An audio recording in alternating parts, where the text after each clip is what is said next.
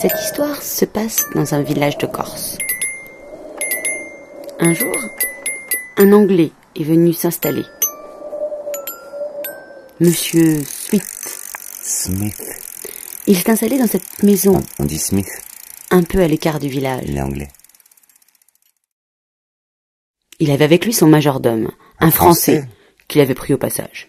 Monsieur Smith ne sortait jamais de chez lui. C'était son majordome, Le français.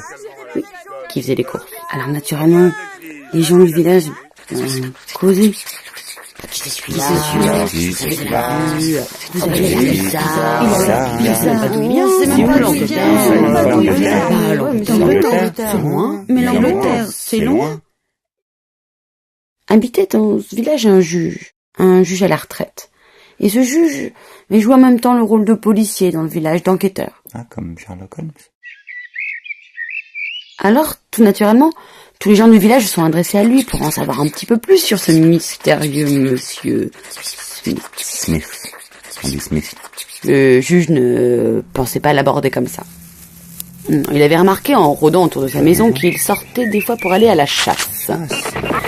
Alors le juge se mit à chasser également autour de la propriété.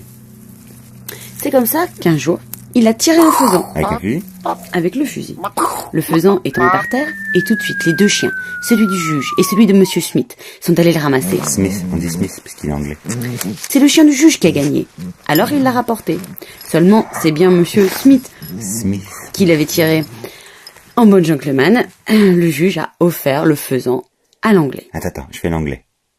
Oh, merci. Tu fais bien l'anglais.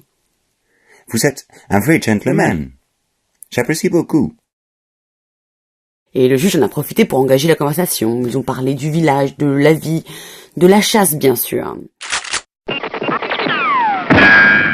L'anglais lui avouait qu'il avait une collection d'armes impressionnante. Impressive. Monsieur le juge en a profité pour demander à la voir cette collection d'armes. Alors l'anglais, tout naturellement, a dit « Mais passez donc chez moi, un de ces soirs. Passez chez moi, je vous montrerai tout ça. Et nous boirons une bonne bière. » Le juge ne s'est pas fait prier. Quelques semaines plus tard, par une belle journée d'été, il est passé devant la propriété de l'anglais. L'anglais était sur sa terrasse. Il savourait une bière. Il a appelé le juge, il a offert une bière et ils ont discuté. L'anglais a raconté sa vie d'aventurier. Il avait beaucoup voyagé, notamment en Afrique. Il avait participé à des safaris, voyagé dans de nombreux pays. Il avait ramassé de nombreux trophées. Des têtes d'animaux, des lions, des tigres, des éléphants. Le juge aussi était très impressionné. Alors l'anglais dit à un moment... Attends, je fais l'anglais. Venez donc, à l'intérieur de ma maison. Vous verrez, dans mon salon, je vais vous montrer des choses extraordinaires. Le juge a donc suivi l'anglais. Lorsqu'il est entré dans la maison, il a senti une atmosphère pesante, lourde. Il y avait à l'entrée une console, sur laquelle était posé un revolver, chargé vraisemblablement. Et puis un peu plus loin, une armoire vitrée. L'anglais s'est dirigé vers l'armoire, l'a ouverte, et il y avait là, effectivement, de nombreux fusils de chasse. Le juge les a regardés. Il faut dire que le salon était tapissé de noir. Ah, c'est bien pour une histoire qui fait peur. Avec d'immenses fleurs jaunes, à peu près au milieu du mur. Pourtant, derrière lui, le juge sentait comme une présence. Il s'est retourné, furtivement, et il a vu que derrière lui, sur le mur, il n'y avait pas de fleurs jaunes. Il était tout noir, alors. Seulement de la tenture noire, tu as tout à fait raison. Et au milieu de cette tenture, il y avait un carré rouge, au centre duquel se trouvait une autre chose. Mais c'était quoi? Noirâtre, brunâtre. Il ne savait pas trop ce que c'était. L'anglais, lui, continuait à parler des armes, de leur provenance. Le juge était toujours intéressé, ou du moins semblait-il, mais ce carré rouge lui attirait l'œil. Et il a fini par se retourner et s'en approcher. Et au milieu de ce carré rouge, il y avait une main. Une main? Une main accrochée là avec un anneau. Ah, pourquoi Et faire? pas n'importe quel anneau. Un anneau énorme. Avec une chaîne qui aurait pu maintenir un éléphant en laisse. Mais cette main n'était pas une belle main de squelette bien blanche, non. C'était une main décorchée. Une main où on voyait encore les muscles bruns, où on voyait les traces de sang, avec des ongles qui étaient longs et Chaud, jaunes. t'en rajoutes pas un peu, là? Ben si, pour que ça fasse un peu peur. Le juge ne posait pas de questions, mais regardait cette main avec insistance. L'Anglais s'est approché. Alors le juge l'a regardé puis lui a dit qu'est-ce que c'est ça? Et l'Anglais, il a dit Oh, ça, c'était mon meilleur ennemi. Le juge a regardé l'Anglais bizarrement. Mais pourquoi tacher sa main comme ça? Parce qu'elle peut pas sauver la main. Oh, si, ça, c'était très dangereux. Oh, le juge a pensé que cet Anglais était définitivement fou. Il a pris congé. Non, sans avoir remercié l'Anglais de son hospitalité. Faut dire qu'il était quand même un peu soulagé de quitter cette maison. Le lendemain, il n'avait pas grand-chose à raconter aux gens du village, si ce n'est que c'était un aventurier qui avait beaucoup voyagé et que maintenant il souhaitait passer une retraite paisible. Cependant, une semaine plus tard, on frappe chez le juge. Le matin. De bonne heure.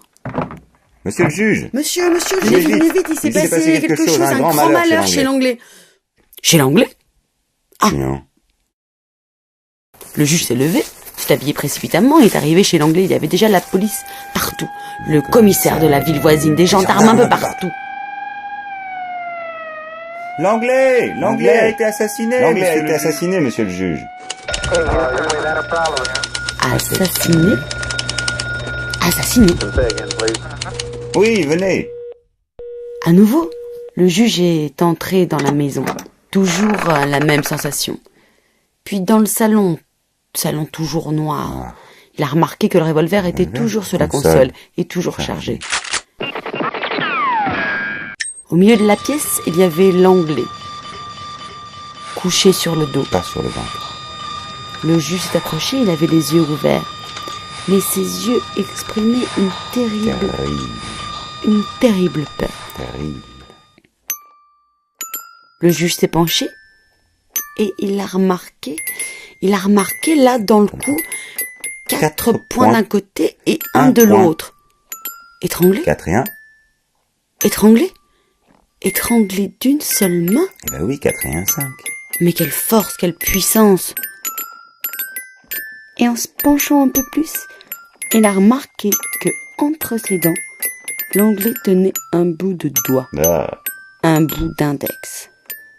C'est alors que le juge s'est retourné vers le mur noir au carré rouge.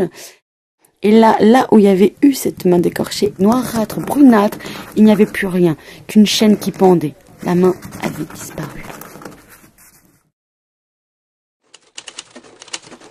Alors les policiers ont fait leur enquête, ils ont interrogé... Vas-y pour enquêter sur une main.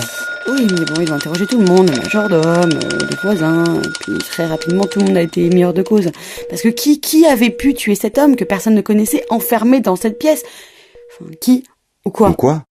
Bah, ou quoi? Ou quoi? L'Anglais, lui, on l'a enterré au village. Personne ne connaissait sa famille, on ne savait pas d'où il venait. On ne pouvait rendre le corps à personne, alors on a écrit Monsieur Smith sur la pierre tombale. Smith, il est anglais, on dit Smith. 9 mois plus tard environ, le juge a fait un cauchemar. Il s'est réveillé, la nuit. Il avait l'impression qu'il y avait quelque chose dans sa chambre. Il s'est levé, il a bu un verre d'eau, il s'est recouché, puis s'est rendormi. Mais quelques minutes plus tard, il s'est réveillé de nouveau. Quelque chose venait de passer sur sa couverture. Il n'était pas fou. Il avait bien senti quelque chose marcher sur son corps. Une araignée. Non. Bien lourd pour une araignée. Il s'est rendormi. Encore? Chassant ses idées noires. Mais il s'est réveillé une 3e fois. Et là, il avait l'impression qu'on marchait sur le mur, à côté de lui, sur la tapisserie, sur les rideaux. Il ne s'est pas rendormi. Ah non, pas là. Et quand on a frappé à sa porte très tôt, comme le jour où l'Anglais avait été assassiné, quelqu'un avait trouvé quelque chose sur la tombe de l'Anglais. Quelque chose dans un sac plastique. Ce n'est pas ce que vous avez vu chez l'anglais. Alors le juge a pris le sac plastique. Il a regardé. Il a reconnu la main. La main? Mais surtout, ce qu'il y avait, c'est qu'il manquait un bout. Un bout d'index.